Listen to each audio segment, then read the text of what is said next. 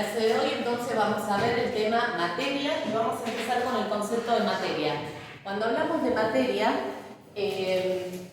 lo tienen en la punta y en cualquier libro pueden sacar la definición, ¿sí? La materia se define como todo lo que nos rodea, ocupa lugar en el espacio, impresiona nuestros sentidos, tiene masa, es impenetrable. Esas son las características. Pero nosotros tenemos que tener en cuenta que esto se lo vamos a explicar a estudiantes que están en primer año del nivel secundario en la materia Ciencias Naturales. Entonces, tenemos estudiantes que tienen entre 11 y 12 años. Si nosotros damos una definición de ese tipo, lo que vamos a lograr es que los estudiantes que tengan la capacidad de la memoria desarrollada puedan responder, pero por memorización. ¿Bien? Esto no quiere decir que vayan a entender ese concepto. Entonces, la idea siempre es tratar de que los estudiantes puedan conceptualizar y lograr un aprendizaje significativo que tiene que ver con que en su vida cotidiana puedan aplicar ese concepto a su realidad. Entonces, todas esas características las vamos a llevar a la realidad. Entonces, por ejemplo, nosotros podemos decir que el escritorio ocupa lugar en el espacio, ¿sí? El pizarrón también, yo estoy ocupando lugar en el espacio, cada uno de ustedes están ocupando lugar en el espacio. A su vez, podemos decir que el pizarrón, yo, ¿sí? La mesa, el escritorio, etcétera, también nos están rodeando. Entonces, no solo ocupan lugar en el espacio, sino que nos rodean, ¿sí? Siempre para que algo se considere materia, tiene que responder a todas las características que presentamos en la definición. Es por eso que vamos trabajando cada una de esas características. ¿Bien? Lo mismo cuando, por ejemplo, tengamos que decir si algo está vivo, ¿sí? Entonces hay una serie de características que definen que algo esté vivo, que sea un ser vivo, ¿sí? Acá lo mismo con la materia. Entonces, hasta ahora tenemos dos de esas características.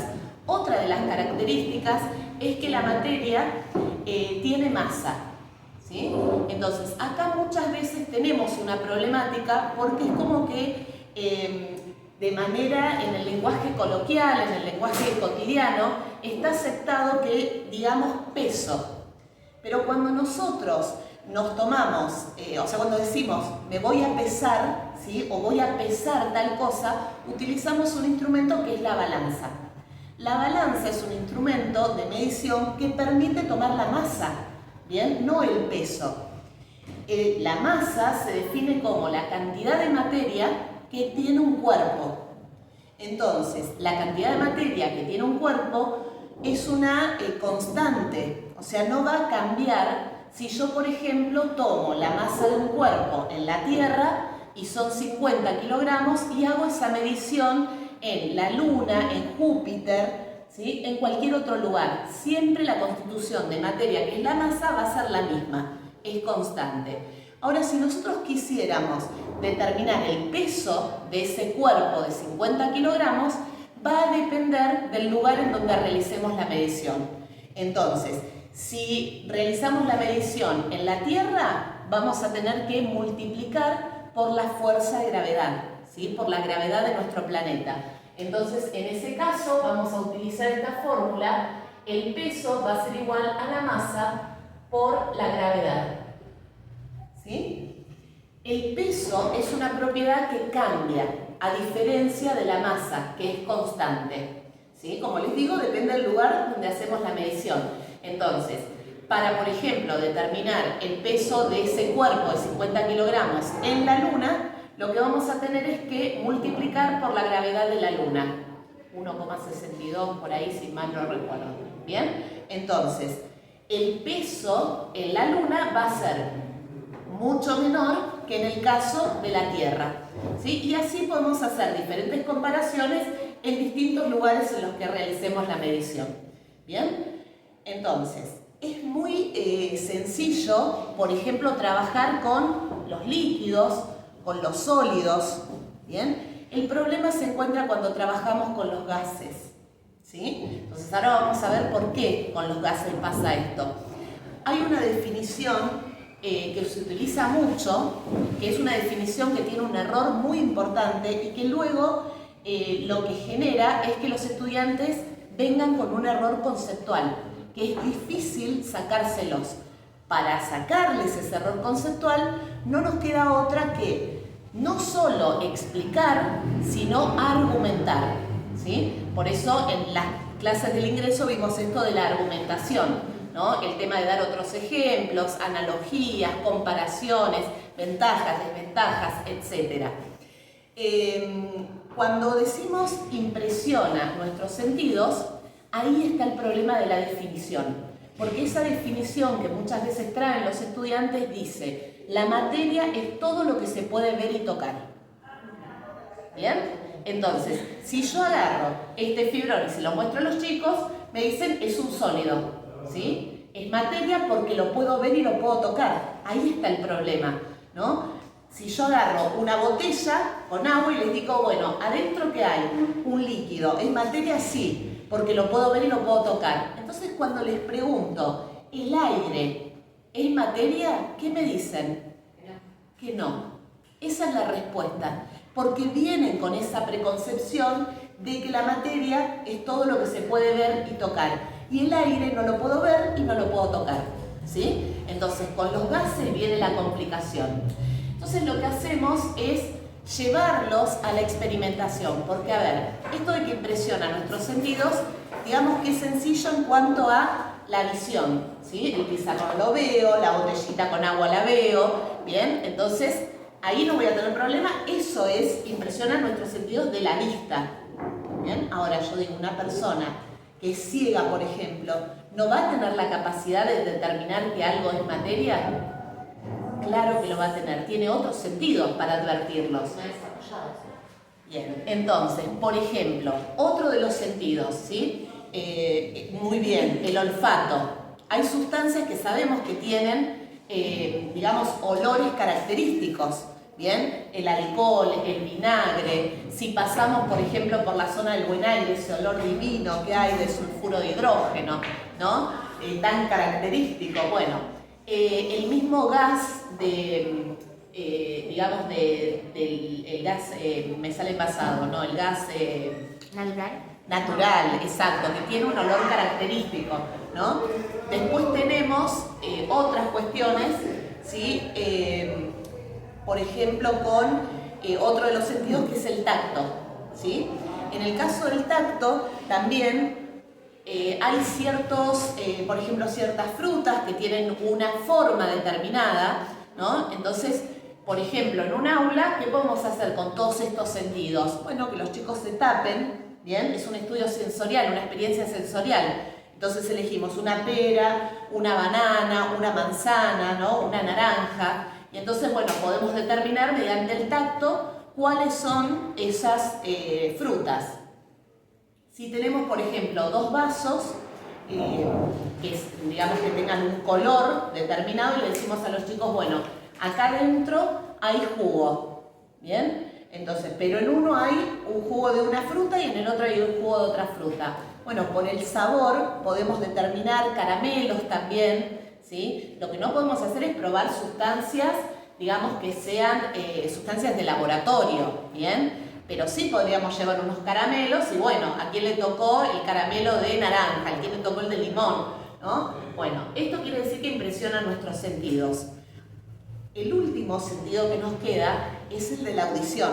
Quizás es el más complejo. Pero no es tan complejo porque los chicos están acostumbrados, por ejemplo, a ver películas o videos que tienen que ver con el espacio, ¿sí? Entonces tienen mucho en consideración esto de los astronautas, ¿bien?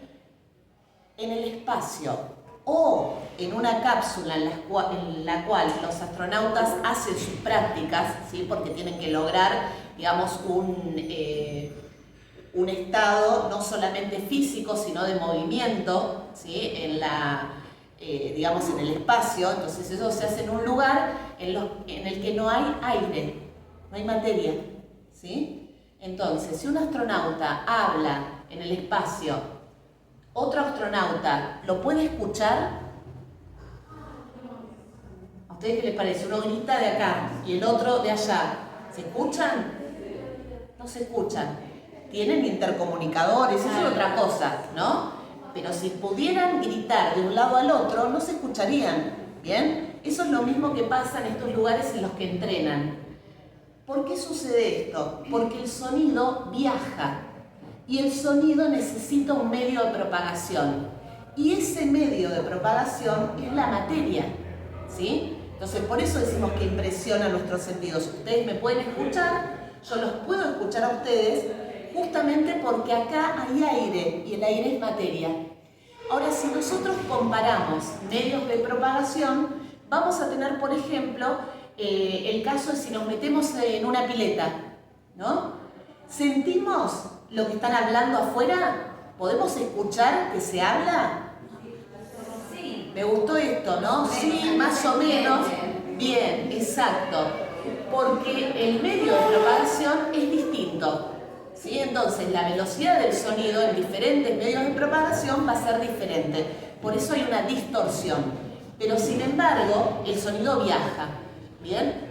¿Dónde? En la materia. En ese caso, en el agua, que es líquida. ¿Bien? En este caso, en el aire, que está bajo el estado gaseoso. Y luego, por ejemplo, podemos hacer una actividad práctica en el aula con los chicos, porque acuérdense que tenemos que argumentar, nos tienen que creer esto, ¿bien? Entonces, a mí me gusta hacerlos sentar de a dos en una mesa, ¿no? Y que uno de los dos apoye su oreja en la mesa y que el otro golpee. Entonces, el que está acá cuando golpea avisa y el que está allá cuando escucha avisa. Y no es en el mismo momento. ¿Bien? Entonces ahí se dan cuenta que el sonido va viajando ¿por dónde? Por ese sólido. No es lo mismo la velocidad en la que viaja el sonido en el sólido, en el líquido o en el gas. ¿Bien? Bueno, fíjense todo el tiempo, y eso que lo estamos haciendo rápido, todo el tiempo que nos lleva la definición de materia. ¿Para qué? Para que la entiendan, ¿sí? Para que la apliquen en su contexto. Y en definitiva, para que la aprendan. ¿Bien?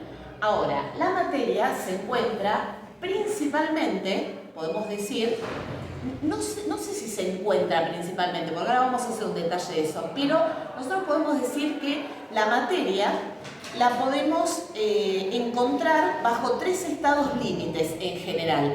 ¿Bien? Esos tres estados son el estado sólido, el estado líquido y el estado gaseoso. Después los chicos vienen con esto de que, bueno, el plasma, ¿sí? Bueno, sí, el plasma también es un estado, pero estamos hablando de estados límites. Hay un montón de otros estados, además del plasma, que son estados intermedios, ¿bien? Estos son los tres límites o fundamentales, así se llaman, ¿sí? Estados de agregación, límites o fundamentales. ¿Y por qué estudiamos estos y generalmente el plasma no? Estados de agregación, límites o fundamentales. En realidad, porque son los estados con los que nosotros estamos en contacto. ¿Bien? La mayoría de las sustancias que nos rodean se encuentran bajo estos tres estados de agregación. Después tenemos, bueno, ciertos procesos en los cuales, por ejemplo, o ciertos materiales en los cuales podemos encontrar sustancias en estado de plasma, por ejemplo. ¿Bien? Entonces, bueno, eso nos sirve después más adelante, cuando podamos, digamos, tener una noción, una profundización importante sobre estos estados, bueno, hacer una investigación, ¿no? Que es interesante porque los chicos, digamos, se copan con todo esto, ¿bien? Y está bueno, si van preguntando, darles un poco de libertad, bueno, busquemos información, ¿bien? Pero que sea como algo extra. Lo principal para nosotros en primero es que puedan entender esto. Entonces tenemos que estos estados de agregación se pueden explicar mediante el modelo de partículas. Y el modelo de partículas es un modelo que permite explicar de la mejor forma hasta ahora esta realidad de cómo se comportan las partículas en cada uno de los estados que se basa en una teoría. La teoría que sostiene el modelo de partículas es la teoría cinética. En el apunte ustedes van a ver que se habla de la teoría cinético-molecular y después se habla de la teoría cinética. Bien, entonces, ¿por qué hablamos de la teoría cinética y de la teoría cinético-molecular? En realidad tienen que ver con los orígenes de la teoría. La teoría surge para explicar el comportamiento de las sustancias en estado gaseoso. ¿Bien? Resulta que luego, con la hipótesis molecular de Avogadro, que en el año 1811 él indica que las sustancias en estado gaseoso no son monoatómicas, sino que son diatómicas, y ahí aparece el término de molécula. Esta hipótesis igualmente no se utiliza en ese momento. Después lo vamos a ver cuando veamos la parte de magnitudes. Se empieza a utilizar porque se retoma recién en el año 1860, cuando se hace el primer congreso de ciencias, que es un congreso de química, ¿bien? Y ahí, en Alemania se hace, y ahí se retoma esta idea y se comienza a utilizar. Bien, igualmente no todos la aceptaban porque muchos eran atomistas o daltonistas. Bien, entonces ahí se empieza a ver, se ve mucho en la bibliografía de la época, por ejemplo, que se utiliza, si eran atomistas o daltonistas, se sigue utilizando el átomo, nada más. Bien, y los otros, los que ya empiezan en una transición, bueno, empiezan a realizar sus explicaciones utilizando los dos términos. Pero ¿qué pasa? Más adelante se descubren los gases nobles, inertes o raros. También cuando veamos tabla periódica vamos a ver por qué se los llamó de esas tres formas y cuál es la forma en la que los llamamos actualmente. Y resulta que esos gases son gases monoatómicos. ¿Bien? Entonces, ¿cómo hacíamos para que esa teoría pudiera explicar todo? Bueno, se comienza a utilizar el término partícula, ¿sí? Para englobar todos los tipos de sustancias, sean monoatómicas, sean diatómicas, sean poliatómicas. Y ya que estamos en esta cuestión, no solo para la explicación de las partículas en el estado gaseoso, sino también en el estado sólido y líquido. ¿Bien? Esta teoría se basa principalmente en tres cuestiones importantes: el movimiento de las partículas,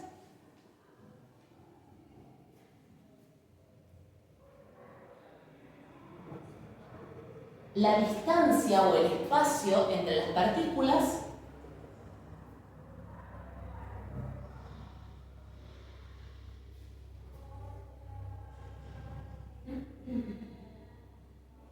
y las fuerzas de interacción entre las partículas.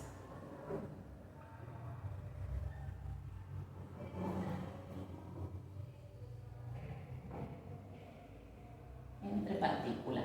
Bueno, estas fuerzas de interacción pueden ser fuerzas de atracción o de cohesión,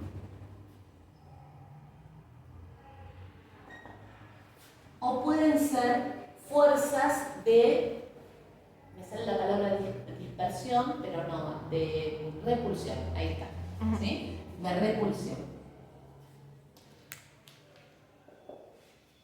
Bien, entonces, estas tres características son las que permiten explicar el comportamiento de las partículas en cualquiera de los estados, ¿bien? Y el modelo que nos permite representarlo es el modelo de partículas.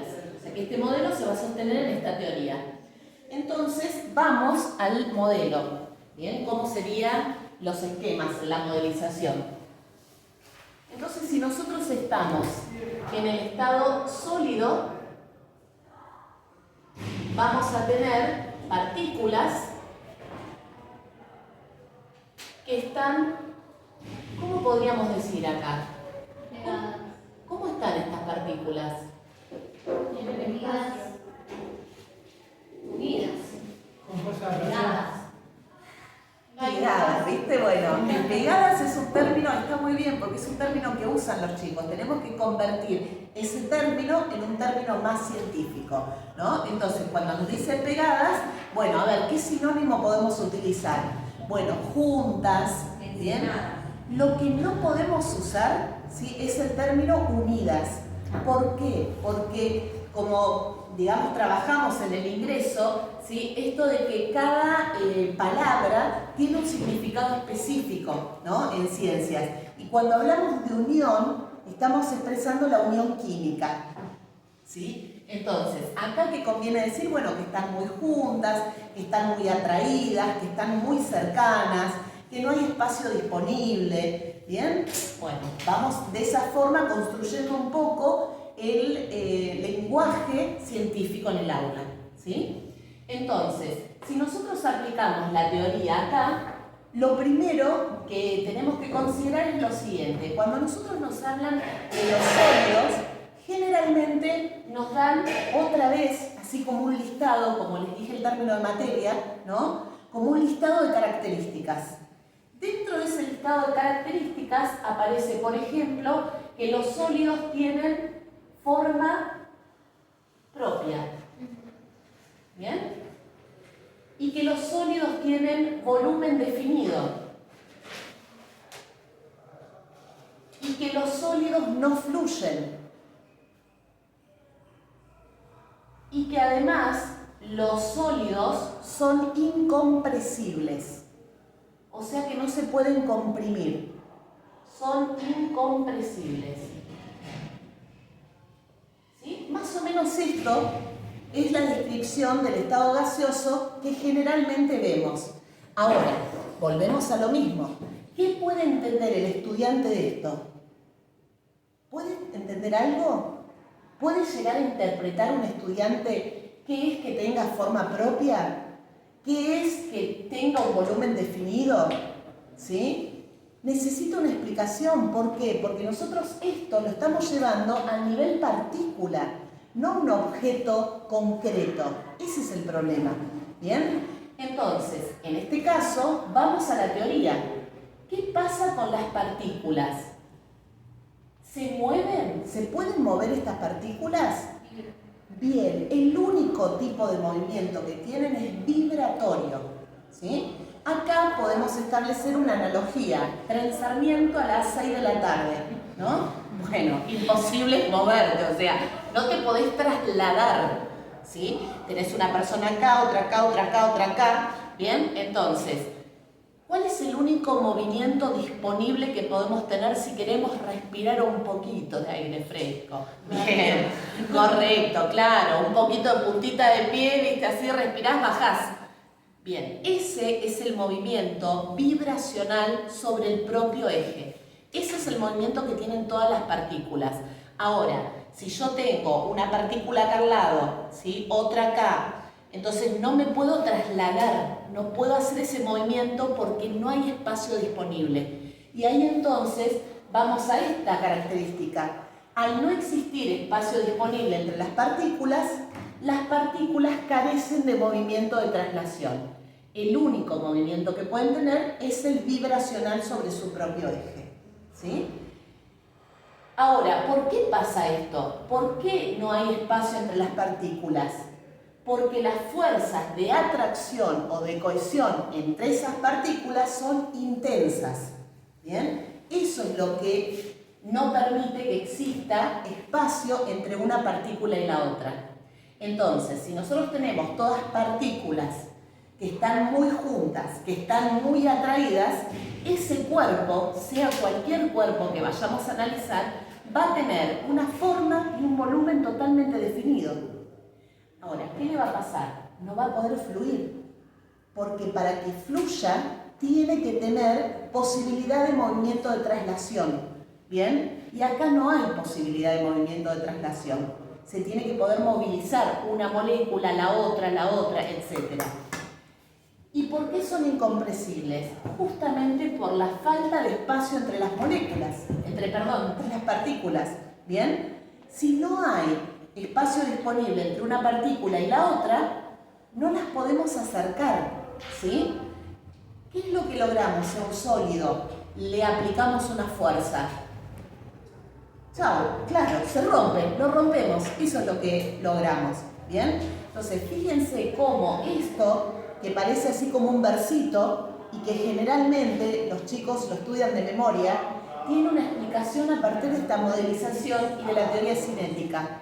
Y es algo a lo que un estudiante de un primer año puede acceder fácilmente. Es más, les encanta hacer esto. Les encanta analizar diferentes estructuras desde la modelización y decir si es un sólido, un líquido o un gas. ¿Bien? Pero bueno, esto requiere una explicación. No es que esto lo va a construir de la nada el estudiante. Entonces ahora si tenemos un líquido, lo que va a suceder, según la teoría cinética, bueno, esto es un detalle importante. A ver, primero, que los estudiantes tienen que entender que esto es un modelo, es una representación, ¿sí? Entonces no quiere decir que las partículas sean esferas, o muchas veces si lo ven en un plano solamente te dicen que son círculos. No, esa es una forma de representar partículas. Las partículas podrían ser iones, podrían ser moléculas, podrían ser átomos, ¿sí? Por eso utilizamos siempre el término partícula. El término partícula es un término que engloba, ¿sí?, varios términos y hace que no, digamos, caigamos en el error conceptual. Por eso recién cuando dije molécula enseguida, ¿sí?, lo corregí y dije partículas. ¿Bien?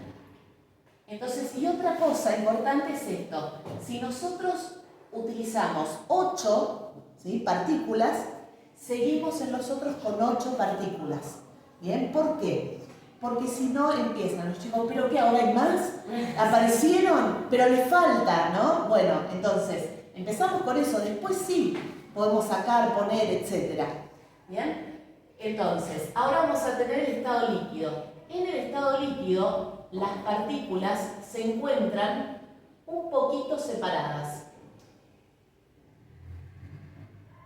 2, 4, 5, hice 6, 7 y 8. ¿Bien? Entonces, ¿qué pasa con estas partículas ahora? La partícula A está separada de la partícula B a la misma distancia que la partícula B está separada de la partícula C, y así sucesivamente. Eso quiere decir que el espacio disponible entre estas partículas es un espacio equidistante, ¿sí? Es igual entre una partícula y la siguiente, entre esa partícula y la siguiente, y así sucesivamente. ¿Por qué se da esto según la teoría cinética? ¿Por qué ese espacio es equidistante? Por las fuerzas. Las fuerzas de atracción y las fuerzas de repulsión se encuentran en equilibrio. Ahora aparece ese segundo grupo de fuerzas, las de repulsión. ¿Bien? Al encontrarse en equilibrio, podemos decir que una tira para acá, la otra tira para allá, la partícula queda en el medio, ¿sí?, a una misma distancia. Ahora, la existencia de esa distancia, de ese espacio, hace que las partículas se puedan desplazar. Entonces, no solo vibran sobre su propio eje, sino que también se trasladan. ¿Bien? Entonces, esta partícula se mueve, la siguiente se mueve, la siguiente se mueve, ¿bien? Y eso, en la cantidad de partículas, genera un efecto como de cascada, ¿no? Como un efecto dominó. Eso es lo que permite que los líquidos fluyan. ¿Bien? Esas fuerzas hacen también que los líquidos puedan mantener un volumen que va a ser un volumen definido, pero la forma va a ser la forma del recipiente contenedor, porque justamente esos espacios disponibles le dan la libertad de poder acomodarse a esa forma. ¿Bien? Entonces, si nosotros, por ejemplo, esto lo queremos llevar a un ejemplo concreto, ¿sí?, ¿qué vamos a hacer? Bueno, vamos a agarrar, por ejemplo, y decir, bueno, en una botella de 1 litro tenemos agua, ¿sí? Está llena la botella. ¿Cuánto tenemos? 1 litro. ¿Bien? Ese es el volumen. Ahora, ¿qué forma tiene? Forma de botella. Ahora, si tenemos una pava de 1 litro de volumen y ponemos agua en esa pava y la llenamos, ¿qué volumen tenemos? El mismo, 1 litro, ¿no? Y la forma de pava, o sea que la forma cambia. Bueno, acá hay un tema, que esto uno lo va aprendiendo cuando le pasan estas cosas, ¿no? Hace como 25 años, la primera vez que di este tema, dije, tengo una botella con 1 litro de agua, hasta acá estábamos todos bárbaros, ¿no? ¿Qué pasa cuando la pasamos a, miren lo que dije, ¿no? La pasamos. Hace un ratito yo dije, tengo 1 litro acá y pongo otro litro acá, no pasé nada, ¿sí? Yo dije esto, paso ese litro a la pava. ¿Qué forma tiene? La forma de la pava estaba divino todo, ¿bien? Ahora, cuando pregunté el volumen, y tiene menos, profe. ¿Cómo tiene menos? Si la capacidad es 1 litro. Y sí, pero en la botella algo quedó seguro. Y claro, a ver, y tenían razón. Entonces uno ahí aprende, ¿no? A cómo expresar ciertas cuestiones. ¿Bien? Bueno, el tema de ser compresible o no. En general, se dice que los líquidos no se comprimen, ¿sí? Son difíciles de comprimir, que es otra cosa, ¿bien? ¿Por qué son difíciles de comprimir? Bueno, porque acá estas fuerzas están en equilibrio, pero no es el mismo tipo de fuerza que hay acá, ¿bien? Acá sí hay espacio, entonces pueden tener una leve compresión, pero esa compresión no es algo fácil de lograr, ¿bien? En el caso de los gases, vamos a tener sistema gaseoso. Bien, bueno, acá otra de las cosas que el otro día me la señaló una estudiante acá que estuvo muy bien, estaría bueno que esto estuviese cerrado, ¿no? Porque también, ¿qué podemos generar? Que los chicos nos digan, bueno, pero ya se escaparon todas las partículas. ¿Bien? Bueno, esas cosas pasan, entonces claro, uno tiene que ir pensando todo en la clase como para llegar al objetivo, ¿bien? O te llevas las imágenes todas armaditas. Divina, totalmente. Entonces acá tenemos, habíamos dicho 8, ¿no? Sí. Si no se vuelve nada. 7, claro, lo cerramos rápidamente. Bien, entonces tenemos 8 partículas. Ahora fíjense que la distancia entre las partículas ha aumentado. Bien, entonces, ¿qué pasa con el movimiento? Estas partículas van a moverse sobre su propio eje, van a rotar, se van a trasladar. O sea, hay mucho movimiento en este sistema. Van a aumentar el movimiento en función de que esas partículas se van a ir moviendo, chocan contra la superficie del recipiente, ¿bien? Y lo que vamos a lograr en este sentido es que estas... perdón, Patri, estoy grabando. Perdón, pero si no me pierdo, si no sigo con la idea, si no me corto, perdón. Bueno, entonces, tenemos estas partículas, ¿sí?, que adquieren esos distintos movimientos y esos movimientos son al azar, ¿bien? A medida que se van moviendo, van chocando con las paredes del recipiente y van chocando entre ellas. Esto hace que aumente la energía cinética del sistema, ¿bien?, aumente la presión del sistema, etc. Entonces, en el caso de los gases, vamos a tener que no tienen forma propia, porque esta movilidad, ¿no?, que se la da justamente que las fuerzas de interacción ahora son solo de repulsión, no hay fuerzas de atracción, tratan de estar lo más alejados unas de otras, lo que hacen es adquirir la forma del recipiente y el volumen, o sea que no tienen ni forma propia ni volumen definido, adquieren forma y volumen del recipiente contenedor. En el caso de la compresibilidad, ¿sí?, bueno, son muy comprimibles, ¿sí? ¿Se dice comprimible? Compresible. Compresible. Bien, uso ese término porque los chicos dicen compresible y acá incomprensible, ¿no? Entonces hay que tener mucho cuidado con eso porque dicen incomprensible. Entonces hay que decirle, claro, que no se comprende es una cosa y que no se comprime es otra. Bien, esos son los términos que tenemos que ir, digamos, cambiando. Bueno, entonces, en este caso, los gases, ¿sí?, tienen, digamos, una posibilidad de expandirse y comprimirse con mucha facilidad. Bueno, bien, terminamos entonces con la parte de lo que serían los estados de agregación.